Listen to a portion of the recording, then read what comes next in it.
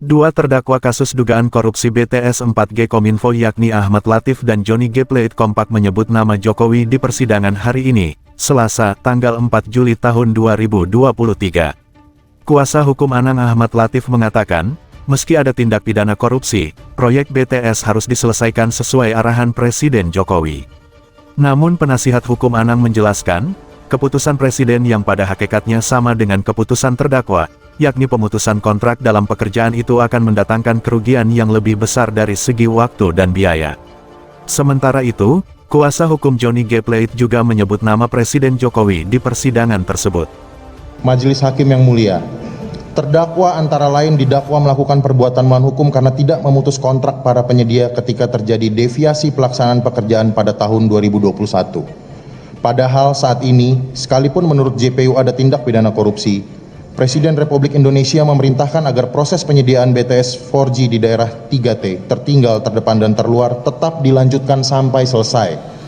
Kami dan terdakwa serta semua yang berakal sehat tentu dapat memahami alasan keputusan Presiden RI yang pada hakikatnya sama dengan keputusan terdakwa tersebut. Pemutusan kontrak dalam pekerjaan ini akan mendatangkan kerugian yang lebih besar dari segi waktu dan biaya. Namun JPU malah bersikap dan berpendapat lain, sehingga terdakwa saat ini duduk di kursi pesakitan dan ditahan sekalipun keputusannya tersebut sama dengan keputusan Presiden Republik Indonesia.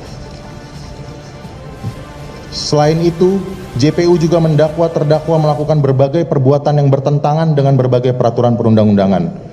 Namun setelah mencermati uraian perbuatan yang didakwakan, ternyata perbuatan-perbuatan terdakwa telah sesuai dengan peraturan perundang-undangan yang berkaitan langsung dengan penyediaan BTS 4G di daerah 3T oleh Bakti.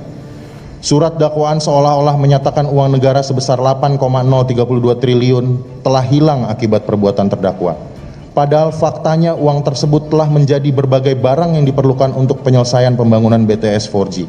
Dengan kata lain, dalam penyediaan BTS 4G di daerah 3T yang diperkarakan JPU, yang terjadi adalah keterlambatan, bukannya hilang uang negara.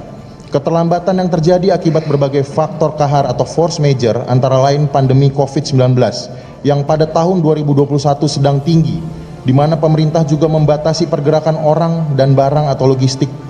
Begitu juga dengan situasi keamanan di daerah Papua yang sampai sekarang masih tidak memungkinkan untuk pembangunan BTS 4G di lokasi yang direncanakan.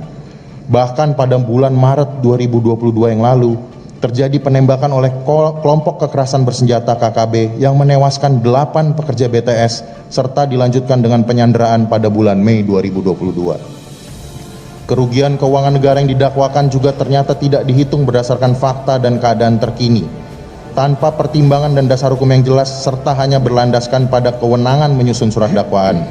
JPU membatasi rentang waktu penghitungan kerugian negara pada 31 Maret 2022 tanpa menguraikan bahwa proses penyelesaian pekerjaan yang dipermasalahkan masih berlangsung sampai saat ini sesuai dengan perintah Presiden.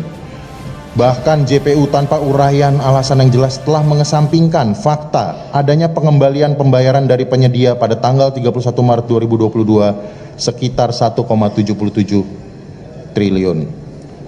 Majelis Hakim yang kami muliakan, uraian di atas masih sebagian kecil dari berbagai ketidakcermatan JPU dalam menyusun surat dakwaan.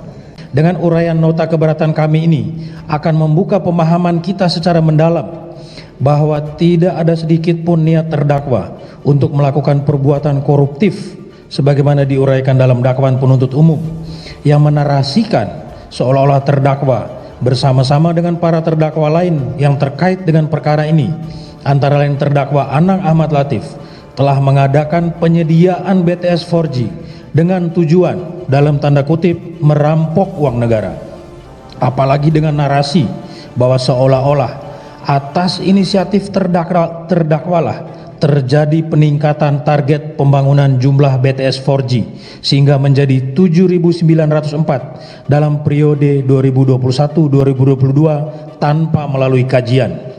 Padahal faktanya program pembangunan BTS 4G 2021-2022 adalah penjabaran atau pelaksanaan arahan Presiden RI yang disampaikan dalam berbagai rapat terbatas dan rapat intern kabinet, yaitu rapat terbatas kabinet pada hari Selasa 12 Mei 2020 pukul 11.09 waktu Indonesia Barat melalui video conference Presiden berada di Istana Merdeka Jakarta yang termuat dalam risalah rapat intern Kabinet nomor 0092 tentang percepatan transformasi digital bagi UMKM, yang mana terdapat arahan dari Presiden untuk melakukan percepatan transformasi digital bagi pelaku UMKM.